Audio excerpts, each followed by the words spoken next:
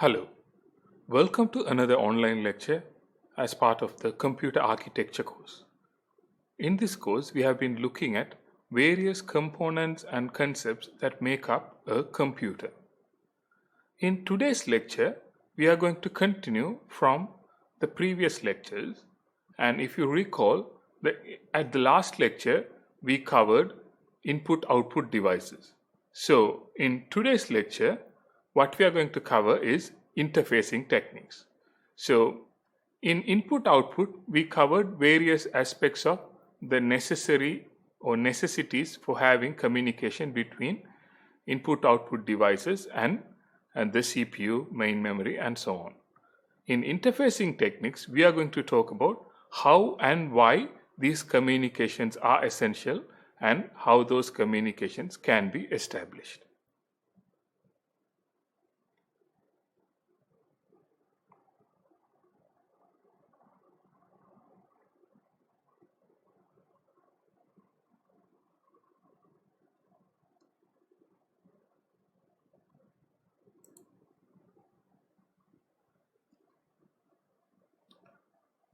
So, when we talk about interfacing, what we mean by interfacing is it is the ability to transfer data between these key components of a computer. So, we are mainly thinking about how data can go in between processors, memories, and so on. So, with this, we would have, as we have already identified, the processor will be there. That is the key computational component of the computer that is going to do the processing of data. We will have memories that will store this information before and after they have been dealt by the processor, or they have been processed, or they are the input data for processing. Then we will also have what is called buses. Again, we identified buses as the ways how these components are interconnected. So we have a data bus that is connecting the main memory and the CPU, through which data can flow through between the CPU and the main memory. So these are the things that make up interfacing, or rather how communication happens or data transfer happens between processors and memories.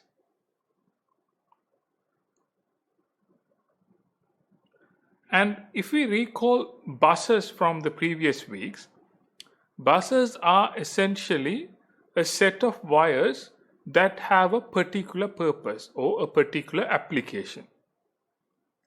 So, buses are technically made up of using wires, or they are a group of wires. And in the context of communication in computers, we can have a number of type of wires that can exist. One is we can have unidirectional wires, or we can have bidirectional wires.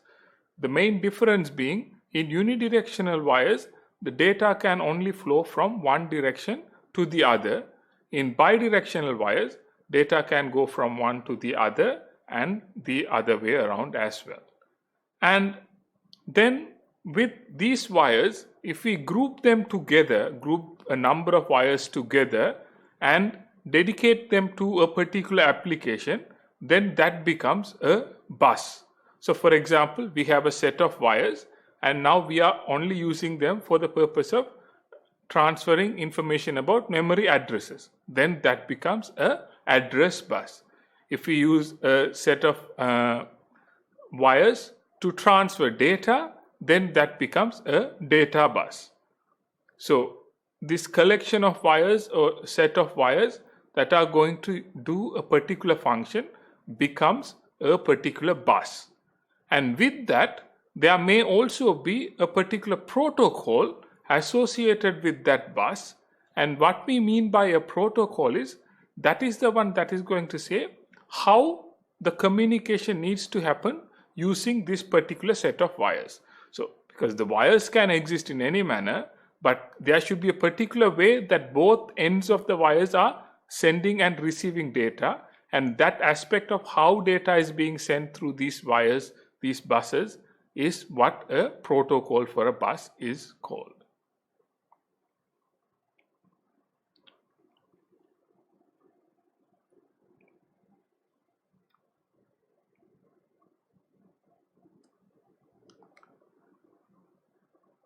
Then at the same time, if we think about buses, and buses are connecting few different things. Say, for example, we have an address bus that is connecting between the processor and the main memory. We have a data bus as well that is also connecting. Then we may also have some that are not buses but that are wires. For example, this enable line or the read write line, they may not be buses but they may be single wires that are connecting. So once these things are connected, or when these things are connected between two devices, at the end of these devices, what we will have is what is called ports. So for example, if we think about the read-write line, that will have to be connected at the processor at a particular point, and it will also have to be connected at a particular point in the main memory.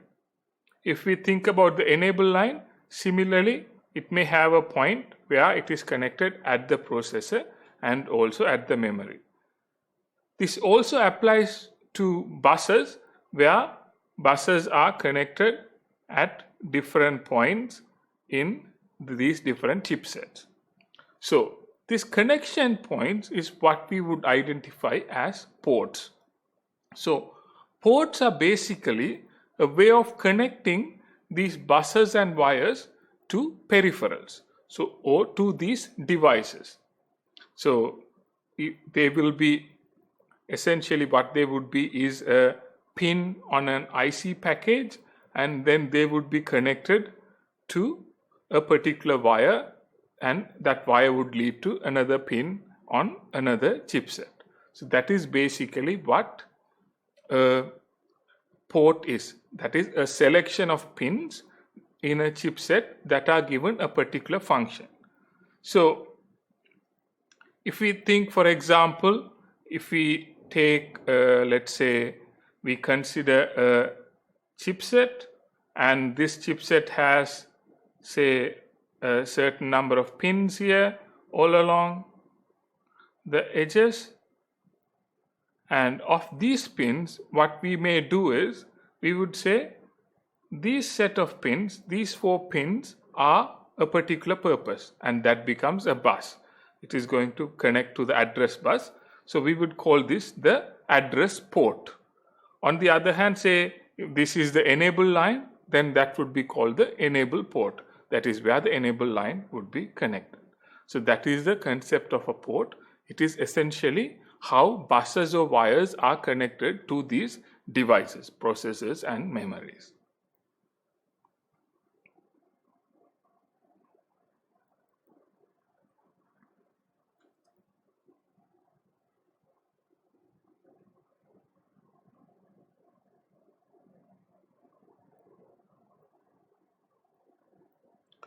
Now, before moving on to going further into interfacing, let's look at some fundamentals about these concepts of connectivity. One of the things that we will come across quite a bit in this lecture is about timing diagrams. So these are a way of indicating how a communication protocol works. So when we think about a communication protocol, a timing diagram is a way of describing what happens at what point in time.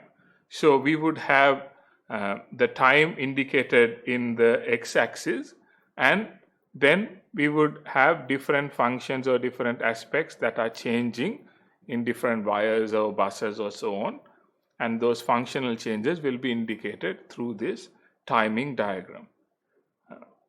So for example, we can have say a control signal like a read-write signal that can take 1 or 2 possibilities. So it can be a high or a low, and depending on whether it is a high or a low, it can be indicated as it is a read or a write.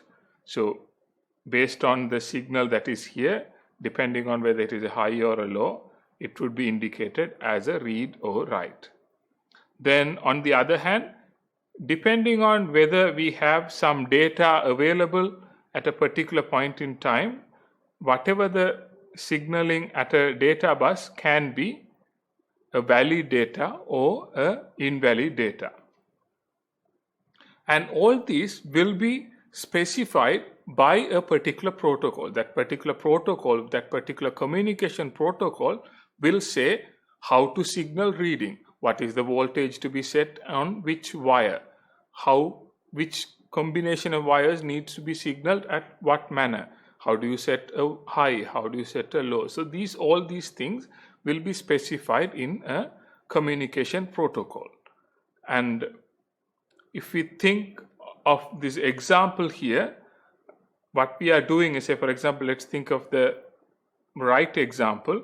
What we are doing here is we are enabling write here, but before enabling write, before that information could be written, we have to first go and set what is the address, or where it has to be written. That should be specified at the address.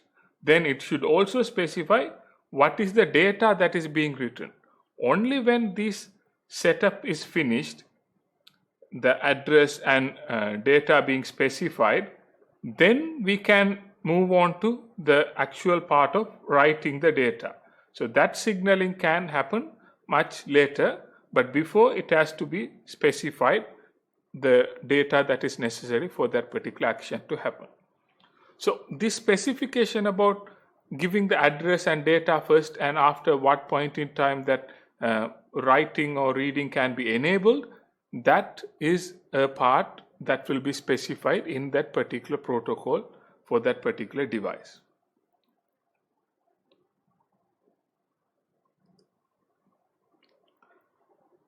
Then one of the other things that we will have in protocols is some basic terminology that we will have in most protocols is, one is an actor. So actor is basically which part that initiates their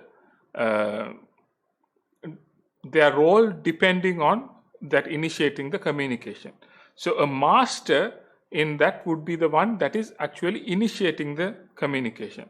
So master is the one that is initiating the communication, and the servant is the one that is going to respond. So in a communication protocol, say if one is initiating, that would be the master, and based on that, if another one is responding, that would be the servant.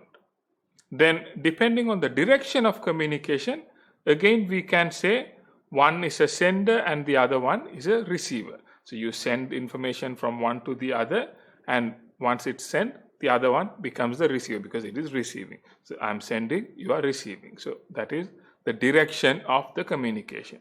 Then depending on the way it is sending data, you would have to specify addresses. So addresses are again a kind of data, but they specify at which location in the memory or in the peripheral that things needs to be stored or read from. So if we think about a memory, if it is something that is stored in a memory, the address would say at which place that you need to go and read. That is the address that will be specifying that. Then the other thing that we may do is, at certain points, we may do what is called time multiplexing. So what we could do in time multiplexing is, at different points in time, we can use the same wires or the same buses to transmit different types of data. So in buses, say we may have address bus and data bus. Address bus is sending the address, data bus is sending the data. But in certain ways, what we can do is we can first send the address, then after a particular point in time, we can use the same wires to actually send the data. So once the address is being sent initially, the receiver will capture the address and then it will hold that information. Then the data is being sent through the same wire, then the receiver will receive the data and then do whatever the writing or whatever the necessary things that is needed there. But the main advantage of using this time multiplexing is we can use less number of wires and we can save a bit of cost and sometimes even the space to build a particular device. So those are some different things that we would encounter when we are discussing about communication protocols.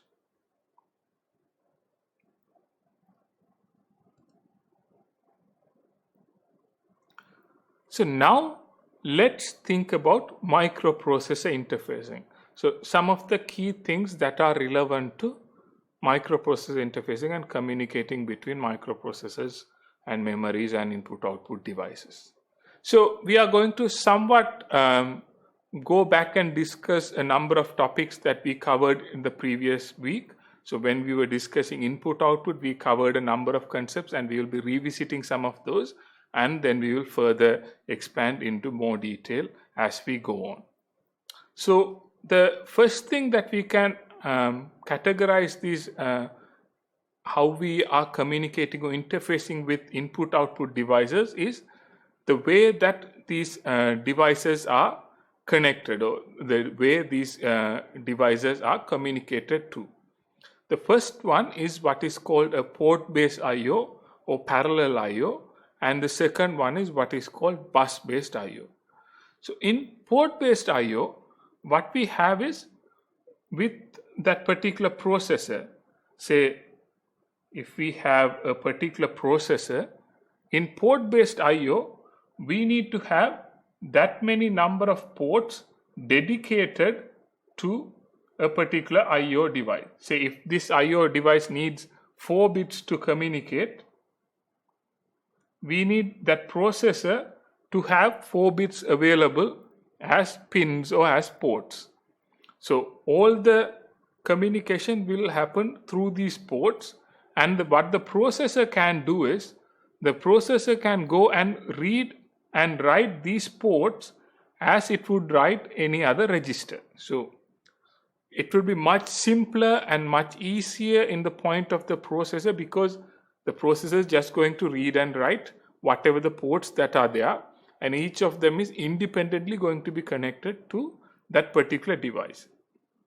But the disadvantage or the problem is, we are going to be limited by the number of ports that we can have in a particular device. That will be a physical limitation. So with that physical limitation, we would also limit the number of devices that we may be able to attach through port-based I/O or parallel I/O. The alternative or the solution to this problem is, we are going to group a number of these wires. So let's think of a similar case, but now we are taking these 4 bits or these 4 wire ports and calling them a bus, and now with that bus we are able to connect a number of different devices in parallel. So what we are going to do is, we are going to connect a set of wires. These set of wires are going to go to all the devices, and depending on which one has control, all of them can communicate through these common wires or buses. So that is the basic idea of having bus. So instead of having all the devices independently connecting to the processor, what we may have is, we can have a set of buses defined for few different functions. So one could be an address bus, a data bus, and a control bus, and all of these can be independently connecting to different devices.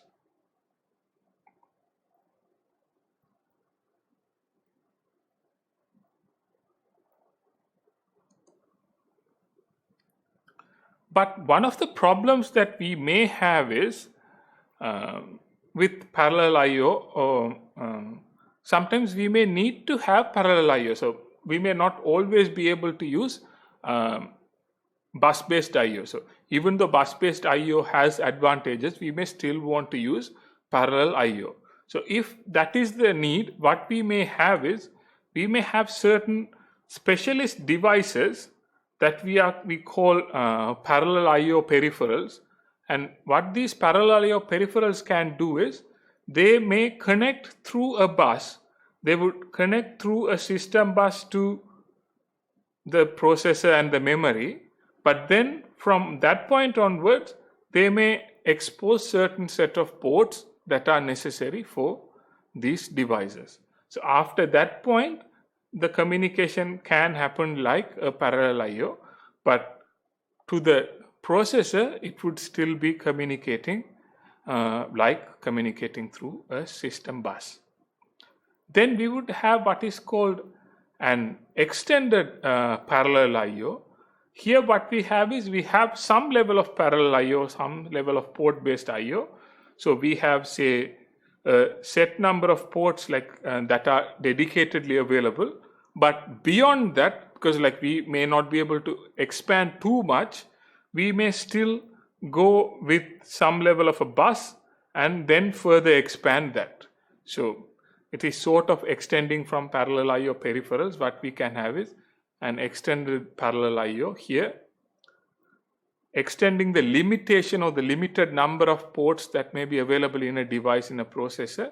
We extend it through a parallel I/O peripheral to give more ports that can be used. So it is just a way of extending the available number of ports that we have in a particular device.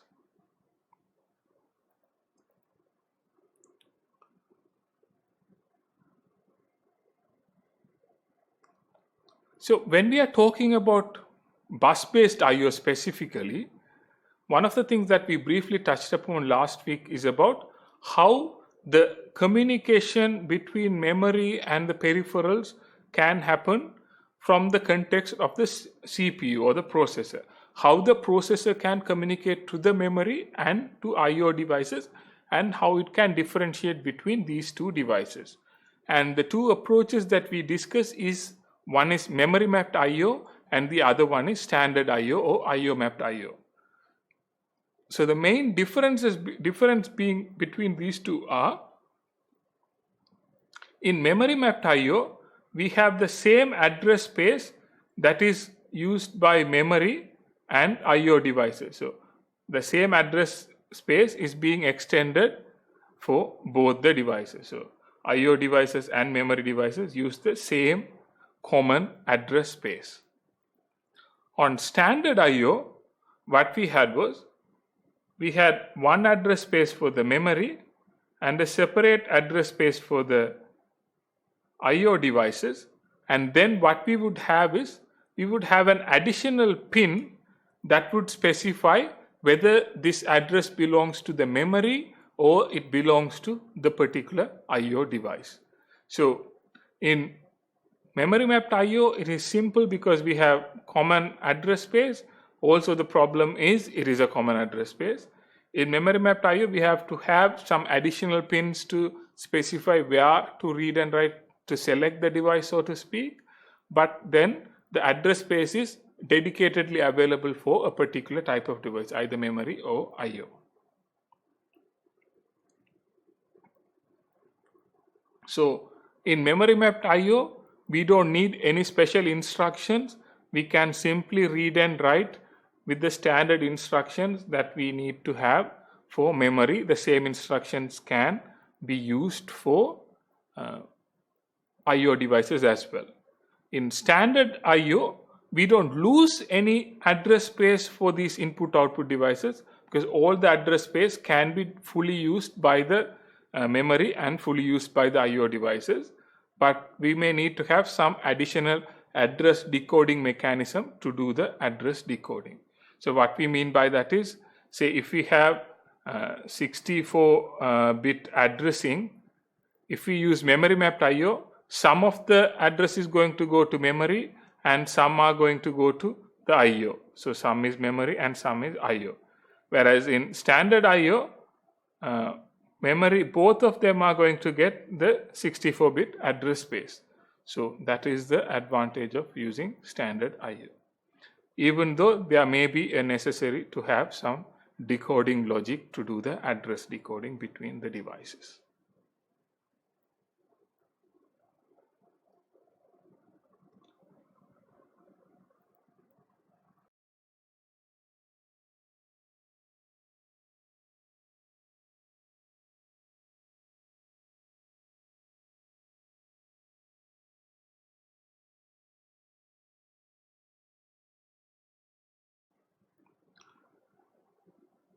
So now let's look at a particular interfacing protocol or communication protocol that is commonly used, or that was commonly used for communicating between these key components of a computer. So the ISA bus or the industry standard architecture bus was a common standard protocol that was used in most computing applications in the late 80s and so on. It is not a common place to use that now, but it is a good example to understand what such a bus protocol will do. So the main thing about ISA is it is a common standard protocol that can connect the three main components of computer that we identified. So it is a common bus that is going to connect microprocessor, memory, and I/O devices. Then it is a 20 bus address, so it will have a 20 bus address. Then it will also have a variety of additional lines specifying what it means. Say, for example, the signaling for reading and writing and so on. So all these details are part of a particular communication bus. So if we think about how reading can happen in a ISA I/O bus, for example, what we would do is we would have to first come and specify the address. So specifying the address happens first. Then we'll have so before that we'll have this clock signal going that is specifying the clock for that particular device, so that clock signal will be there. So we'll specify the address, then we'll check and wait until it is ready. So we will see when it is ready, and at that point the data will be transmitted, or the data could be read. So a various number of wires, various number of buses or wires, a group of wires in a bus are going to use a number of different duties as time goes on. So another thing that we would be interested in thinking about microprocessor interfacing is again something that we briefly touched upon in the previous lecture, which is interrupts. So the main idea of interrupts is interrupts are going to come from peripherals or various I/O devices that are connected there, and to indicate to the processor to say that something is ready, whether data can be written, data can be read. So it is about a way of indicating to the processor the request that came from the processor is now ready to be served. So that is the main duty of an interrupt. So it solves one of the problems that we identified, that is, if there's no interrupts, the processor will have to go and check every peripheral regularly to see what is happening with that, and that is a big waste of time. So in that case we are going to use interrupts, and with interrupts again it will have some additional pin that we can use in the processor. So it will have some additional pin that we can call the interrupt pin or the interrupt line that is connected to the interrupt pin, and with that it can indicate a 1 to say that is an interrupt. So now it is an interrupt, and when the processor receives that interrupt, when the processor receives a 1 on the interrupt line on the interrupt pin, what it can do is it can go into the ISR. So what an ISR is, it is the interrupt service routine. It is to say what the processor needs to do when an interrupt is received. So because the processor doesn't know what to do when an interrupt is received, so it gets an interrupt, then the processor says, okay, now I'll go and check ISR to decide what to do. So it will run the instructions that are available in ISR to perform that particular interrupt. So this is what we identify as interrupt driven I/O previously, and it is in a way the processor is just going to check, or just need to check what is happening with that interrupt line, and depending on that then it can make actions of going into whatever the interrupt routines necessary.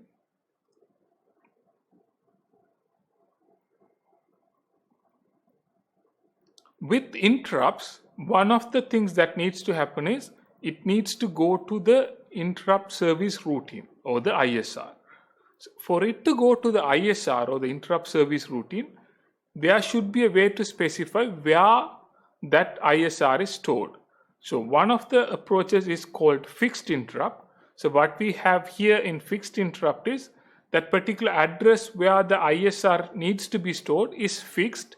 So the CPU or the processor will always go to that particular location to see what are the instructions for that ISR. In vectored interrupt, what we would have is the peripheral itself can specify a particular address where that routine is. So say for example, if it is a printer, the printer can store its ISR at a particular location, and that can specify that through a vector to the processor, and the microprocessor can go and check that particular location to see what is the particular interrupt. Then we will have a compromise between these two in the form of an interrupt address table. We will briefly look at that a bit later. So in interrupt driven IO using fixed ISR, what we will have is, say microprocessor is first executing some program. So microprocessor starts by, it is currently executing its main program. So then what we have is, after a particular instruction is executed, the microprocessor is going to see that the interrupt line is asserted. At the same time, what has been happening is the peripheral one or the P1 or the peripheral that has received some input data, and because it has received the data, it is ready for that, it is going to assert the interrupt. So that's why we got this interrupt in the processor. So it is going to say that whatever it is necessary thing is ready. So with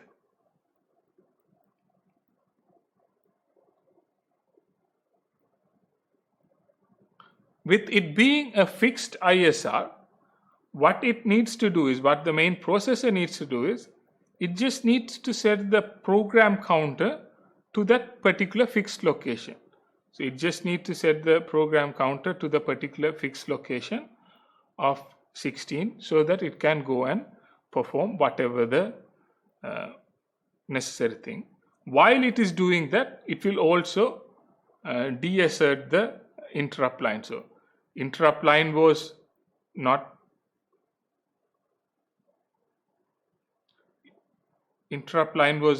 used or not valid first, then it was asserted by the P1, then after it is being actioned, it will be deasserted.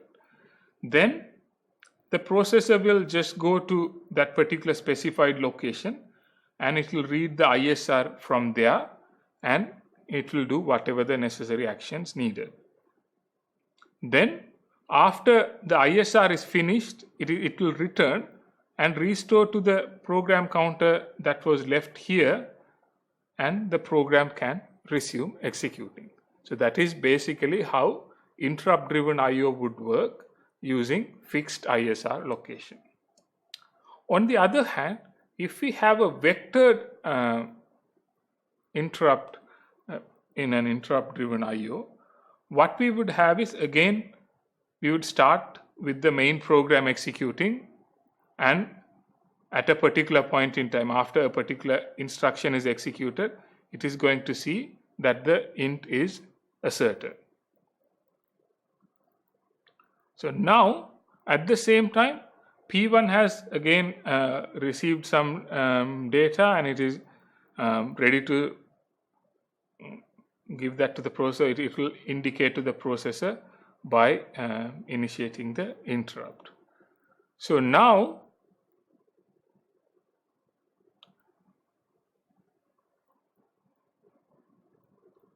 because we are using vectored interrupt, we have to get the information about where that ISR is stored from that particular device. So when the CPU is ready, it will insert what is called int A, so interrupt address, and it will say to the P1, okay, now I am ready to receive the address for that particular interrupt.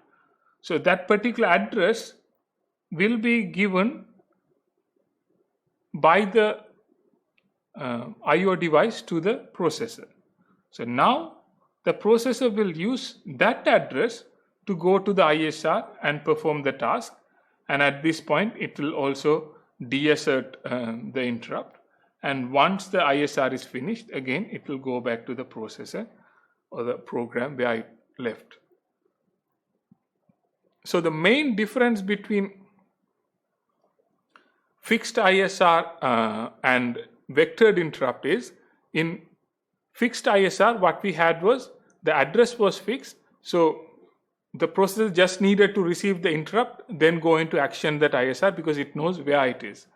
In vectored interrupt, it first needs to say I am getting an interrupt, then when it is acknowledging the interrupt, it has to go and ask the device, okay, where is the ISR, and then the device will say, okay, here is the ISR, and then the processor will go and action the ISR and then continue with processing the program. So that is the key difference between fixed ISR and vectored interrupts. The compromise, or the third approach that we have here, is what is called a interrupt address table. In interrupt address table, what we have is, we have one interrupt pin and then a table that is holding interrupt addresses. So the peripheral doesn't give a particular ISR address, but it would give an index into that table. So it is not just a random address that it is giving, so it is not giving an address to an ISR, but on the other hand it will have a table, and the peripheral would say an index to say where the ISR for that particular peripheral and in the interrupt is. So this is in between those two approaches, an interrupt address table. And then thinking about interrupts, we will have some other problems also when we are handling interrupts or when we are working with interrupts. So one of the problems, or one of the things is to do with maskable and non-maskable interrupts. So a maskable interrupt is a programmer can set the processor or set a bit to the processor to ignore any interrupt. So a programmer can, within their program, what they can specify is they can go into the program and in that they can say ignore interrupts. So after that point in time, all the interrupts will be ignored. So processor, even if the processor receives an interrupt, it will say, okay, no, I am not going to action on that particular interrupt. But it may be used when we are in the middle of a time critical code. If we are executing a particular code and that code should not be interrupted, it should be fully executed, what we can do is we can put them in between this space of no interrupts. So until this part is fully executed, no interrupts can come and disturb the program. So that is an approach or an application that we will have. But there may be certain situations which should not stop that, which should not stop the interrupt. So these are some drastic situations like power failures and so on. And in those situations, it cannot be masked. So the interrupt cannot be masked and the processor will action on that. So in certain cases, we may need the critical application of the program to continue working without interrupts. So we will have maskable interrupts, and then we will have non-maskable interrupts in certain places where it should never be ignored. Then the other thing that we would have is what happens when an ISR is received and how the processor reacts to that. So when a processor receives an interrupt and then it needs to jumps to an ISR, it can do two things. One is it can fully suspend whatever it is doing in the processor and fully switch to that ISR and then come back. but that completely saving all the states and program counters and registers and so on will take quite a bit of time, and that is an overhead. So it may not be always necessary. But in certain cases, what we can do is we can only, say for example, only save the program counter and just switch the program counter to ISR and continue working on the ISR and come back. But what we need to remember is, if we take that approach, that they need to be aware of which registers are already being used, so that this ISR doesn't overwrite over those registers. So instead of doing a complete save, what we can do is we can do a limited save, which will give the advantage of not taking too much time, but we need to be aware of what data part or what are the storage registers are already being used. Then one of the other things that we previously discussed when we were talking about input-output devices and communication is direct memory access, or DMA. So, and we already discussed that it has number of advantages. One is it provides the ability to do buffering. So it is temporarily storing data that is going between peripherals and the processor, and this is to address to the mismatch of speed between these devices, because one may be a higher speed device and the other one may be a lower speed device, and the DMA can do buffering in between that transferring of data. Then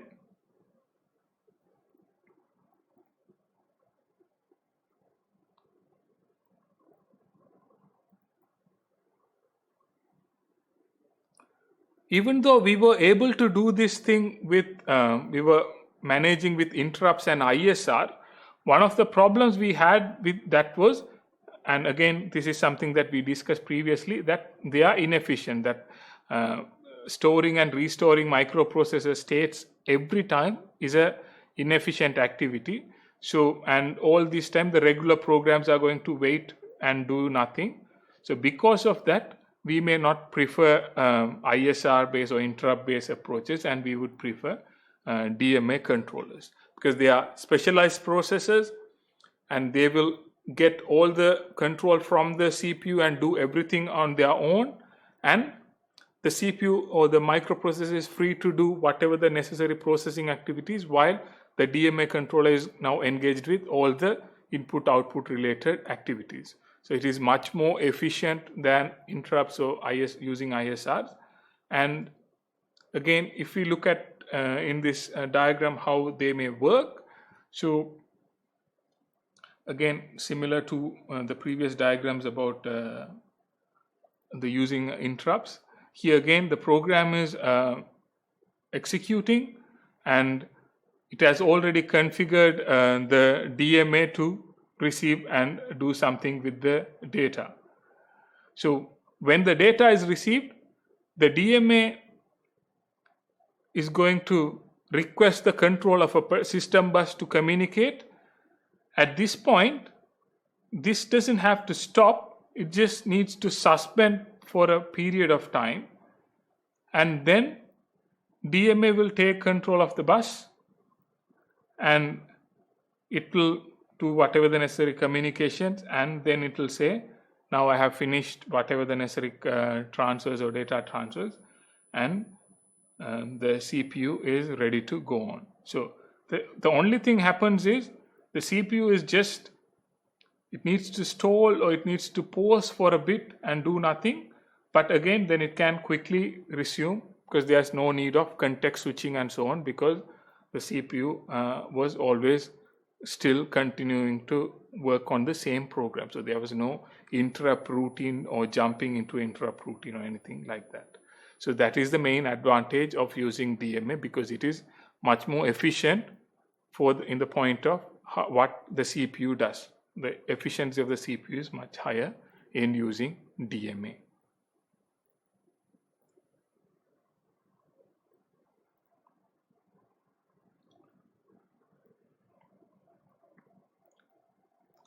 Okay, now let's go into a topic that is about how these buses are going to be used and how this microprocessor interfacing is going to be work, and some of the challenges in connecting a large number of peripherals and devices to a computer. So one of the main problems that we will come is we are going to get conflicts in terms of who is using what and who has control over what. So what we would have is a large number of controllers, DMA controllers and other controllers, they are going to use the same bus. They would need to access the same bus to transfer data. Say for example, DMA controllers would need the control of the bus to send data between IO devices and the memory. Again, CPU may need control of the same bus to send some process data or read some data from the memory. So in these situations, there should be some decision made in terms of who has access to the bus. Otherwise, what we would end up is, we would end up with a problem where all the devices are simultaneously writing or reading from the bus, and that is a confusion that we want to avoid. So to avoid these conflicts and to avoid these confusions, we use what is called bus arbitration. And bus arbitration is the way to decide who has control of a bus at a particular time. So it is a way to say, okay, there are all these devices needing access to this bus. At what point they have access and what other point the other device has access. It is a way of managing access to this common resource, which is a bus. So that is bus arbitration.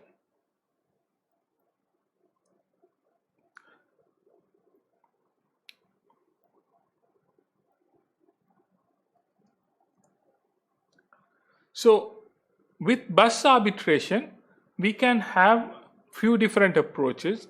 One of the simpler way of doing is what is called a priority arbiter.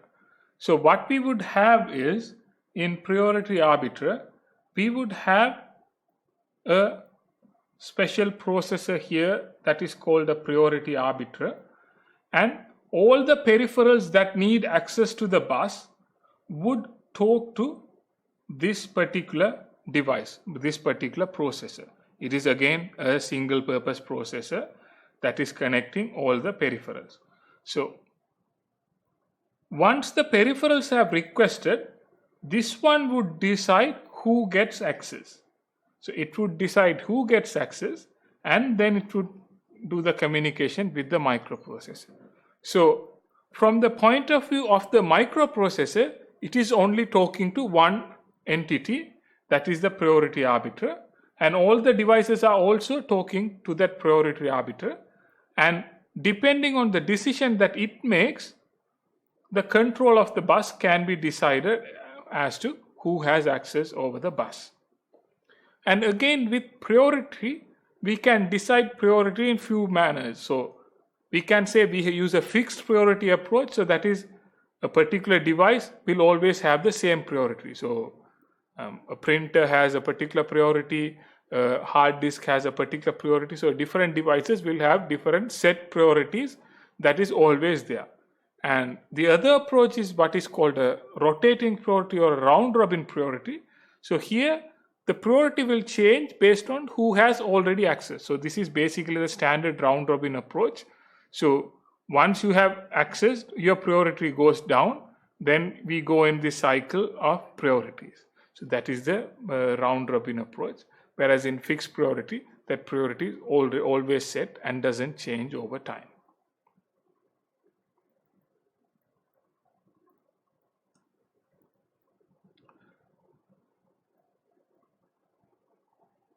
So what happens with priority arbitrage? The microprocessor, say for example, it is executing a program, and at that point in time, peripheral 1 needs to access the bus. It needs to access the bus. So it will assert the interrupt line request to the priority arbiter. Then priority arbiter will see that, and it will go and interrupt the processor, and processor will at that point stop, and the priority arbiter will tell the peripheral, say, okay, now you have access, and peripheral will use the bus as it needs, and once it's finished, it will again inform the priority arbiter, which would go and inform the processor to resume using or executing its program. Another approach that we will have for this arbitration is what is called daisy chain arbitration.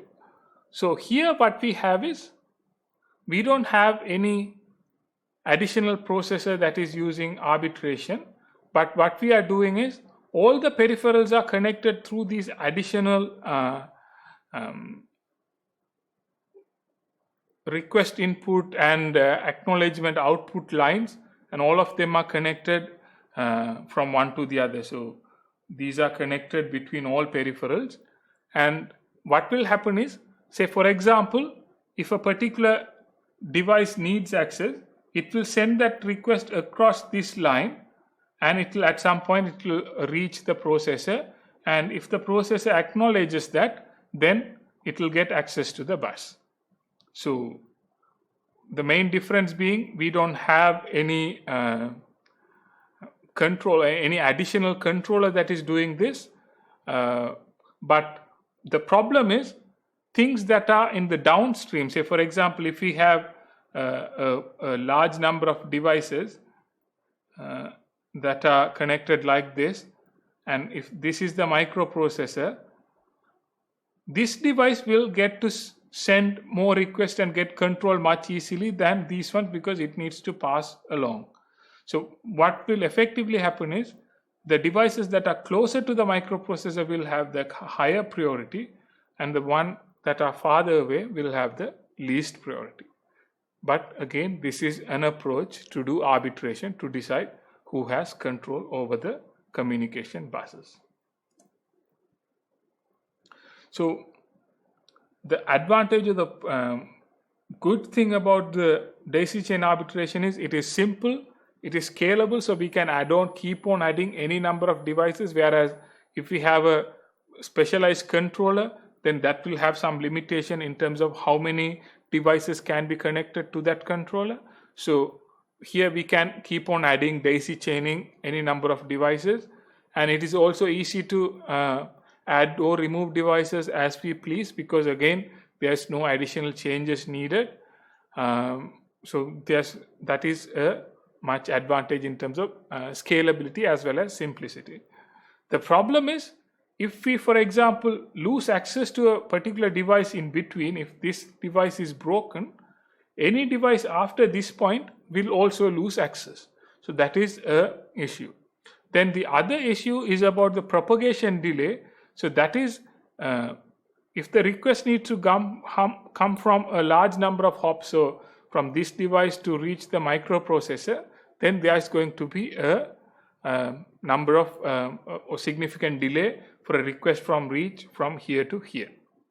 Then the other issue is also, the priority levels are going to be fixed. The ones closer are going to have higher priority, the ones further away are going to have low priority. So that is a disadvantage. It's a simpler approach, but it also has less complexity, then also leading to certain problems.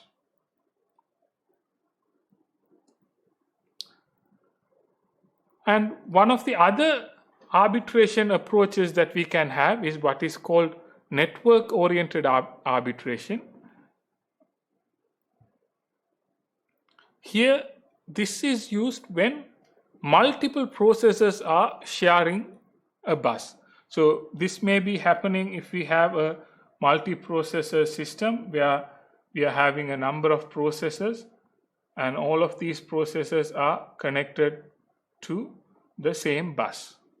So now we need to somehow differentiate between these processors, and the control must be managed between the processors. Previously, we were trying to manage control between peripherals and other devices, whereas here now there are multiple processors connected to the same bus. So now we need to control what each of these processors can do and not do. So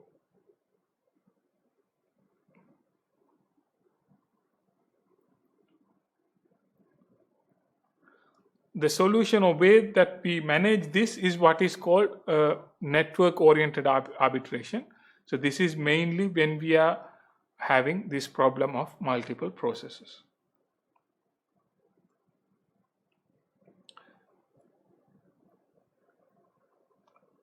Then one of the other things that we may have is we may have multiple bus architectures or multi-level bus architectures.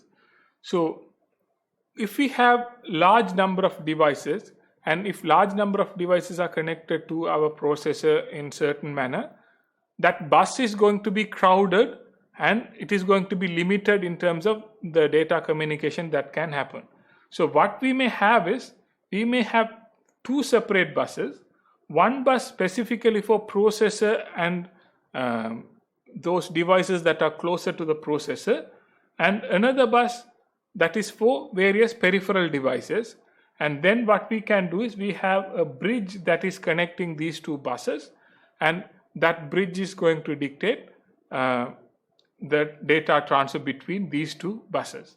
So the bus that is connected to the processor, this one can be running at a much higher speed and not be bombarded by all the data communication that is happening in the peripheral bus, and these two can be separated. So that is an approach when we have large number of devices and we want to still keep the processor and related communication, that processor related interfacing at a much higher speed. So we use the high speed bus for the processor local bus and another separate bus for the peripherals that is going to be connected through this bridge.